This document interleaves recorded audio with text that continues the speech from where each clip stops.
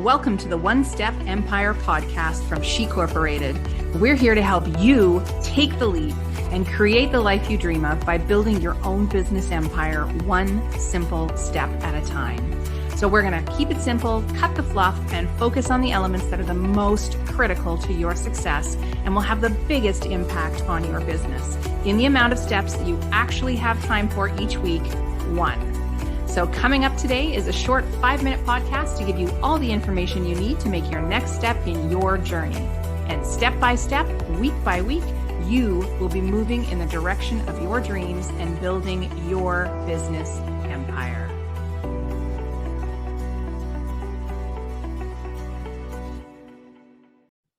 Hello, and welcome back to SHEcorporated One Step Empire podcast. How are you doing out there? Are you getting excited about bringing your visions to life and getting your life in line with your vision?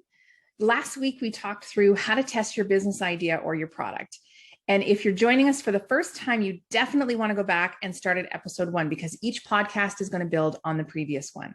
Now, this week, we're going to find your audience and create some fictional customers that are going to be a huge part of your brand. I'm going to introduce you to Trina Walker. Trina isn't real. She's one of our buyer personas, and I'm going to tell you more about her in just a minute. I really believe you need to obsess over your customers. And before you even have customers, you should be obsessing about your potential customers. You want to know, who will they be? What are their needs? What motivates them? And then when you actually have those customers, you should want to know everything about what makes them tick. Why did they buy your product or service? Why did they buy it from you specifically? What would they like to see more of? How can you serve them better? So let's start with defining your target audience. What is a target audience? Well, very simply, a target audience is a specific group of people that you've decided to target with your products or services. So it could be a large market or a smaller niche market. You know, the most common mistake that new business owners make is to insist that their product is for everybody. Your instinct will tell you that the more people you target, the bigger your market, and therefore the more people you will sell to, right? That's what you want. But the truth is actually a bit counterintuitive. The more specific you get with the audience you target and the smaller your niche, the more successful your marketing will be. How is that possible? Well, the more specific your target audience is, the better you can speak directly to them. You know, it's much harder to effectively market your product or service to everyone and have anyone actually take notice of it than it is to speak to a very specific group of people in terms that they understand with a message that really resonates with them. So for example, let's say you're a consultant and you're helping small businesses manage their finances. Now, technically, you could help any small business, but if you try to market to that incredibly wide group, all you can really do is talk about you and what you do. You can't really talk to them about their needs because it's just too varied. But what if you decide to niche down and specialize in managing finances for just, real estate professionals, let's say? Well, now you become the go-to expert. You can speak directly to their very specific concerns, and your marketing will get their attention. You can target the media outlets that realtors would follow, would read, would watch. You can use social media hashtags that realtors would follow. Now your marketing just became incredibly effective. Now, there's many ways to identify the right target audience for your brand, but let's talk about a few. The first thing you want to do is conduct market research. So begin with analyzing all the aspects of the market. You can do this by performing a SWOT analysis, and that identifies the business strengths, weaknesses, opportunities, and threats. And we're actually going to talk about that in next week's podcast. So make sure you come back for that one. If you have some existing customers already, take note of their attributes, determine what they look like, because that's probably what your future customers are going to look like as well. So you can look at your social media, you can look at your website analytics. This is going to help you understand who's visiting your site, how they navigate it, which pages they're visiting the most. You want to look at how people are interacting with you on your social media networks.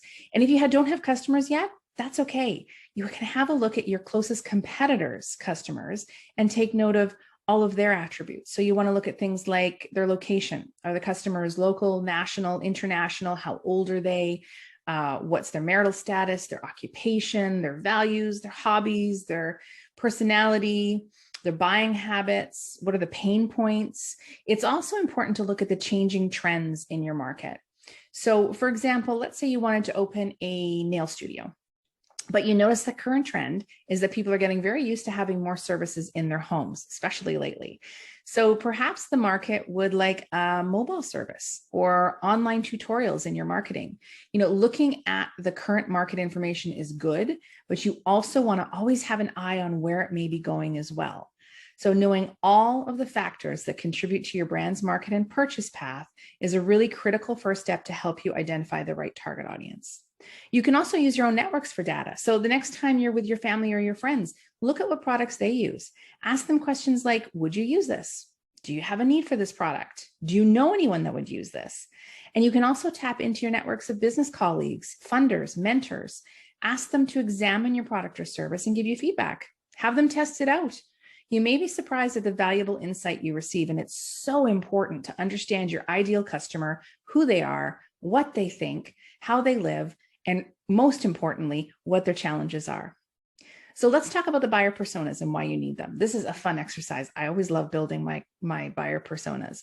So buyer personas are fictional representations of your ideal customers, and they're based on your data and research. They help you focus your time on the right prospects.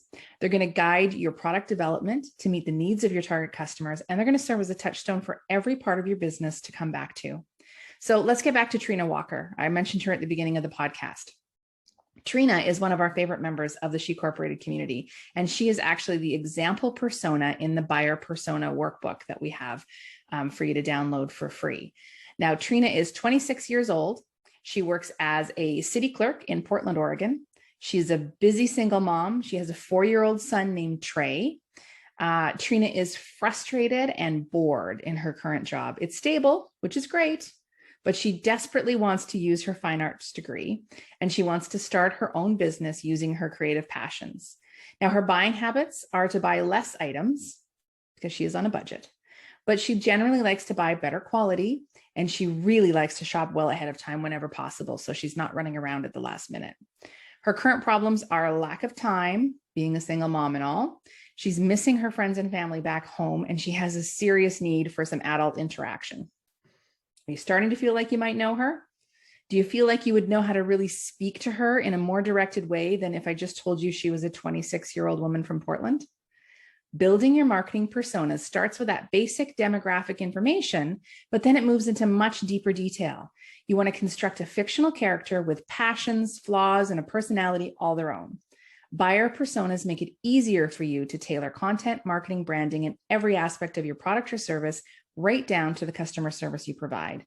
These fictional characters are going to give you much deeper insight into how to connect with your customer base at every point of contact. Now, how many personas do you need to build? Well, you could have 1 or 2, or you could have 10 or more.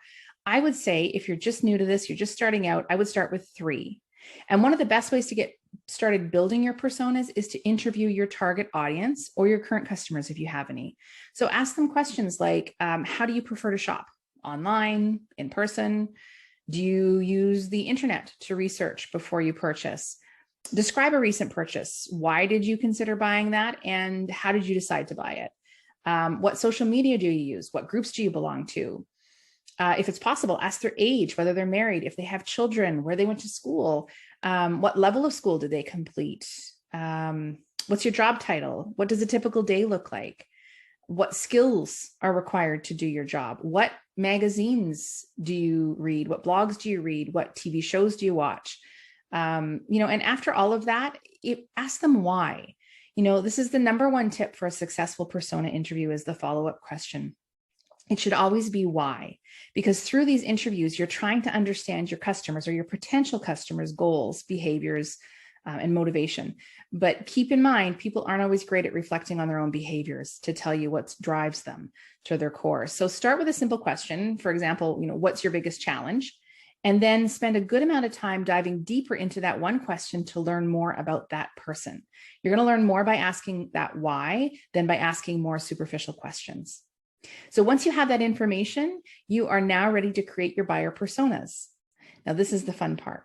You're going to create your fictional characters. You're going to name them. You're going to get to know everything about them. Now, to make it a bit easier for you, we've created a template to help you build your buyer personas. And it's a free download. It's available on our site. You just go over to SHEcorporated.com. Right at the top of the homepage, you'll see a link that says Buyer Persona Workbook. So you can click on the link, or we should have a link here in the show notes as well. And you can click on that and go straight to the site and find the Buyer Personas Workbook. So that's step one. That is your one step for this week. You want to get your market research done. You want to build 3 customer personas, and then make sure you follow us on Instagram or Facebook at SHEcorporated. I would love for you to DM me to tell me about your new fictional best friends, and I cannot wait to meet them. Now, next week, we're going to focus on completing your SWOT analysis, which is strengths, weaknesses, opportunities, and threats. This is the key to help you find the opportunities that aren't being filled in your market, choose your key marketing messages, and so much more. It really is critical. So hit us up at SHEcorporated on social, and we'll see you back here next week. Thanks for joining us for the One Step Empire podcast from SHEcorporated. We're here to help you take the leap and create the life you dream of by building your own business. It doesn't matter what industry you're in, there are some core steps every business needs to take to become a success. As a woman in business, we are often trying to start our business in the pockets of our days. So we're going to keep it simple, cut the fluff, and focus on the elements that are the most critical to your success and will have the biggest impact on your business, all while helping you do it in the amount of steps you have time for each week, one step. So follow along with us for a 5-minute podcast each week to learn about the next step in your journey, and then complete that action item before the next podcast the following week. And step by step, week by week, you'll be moving in the direction of your dreams. We can't wait to see what you build.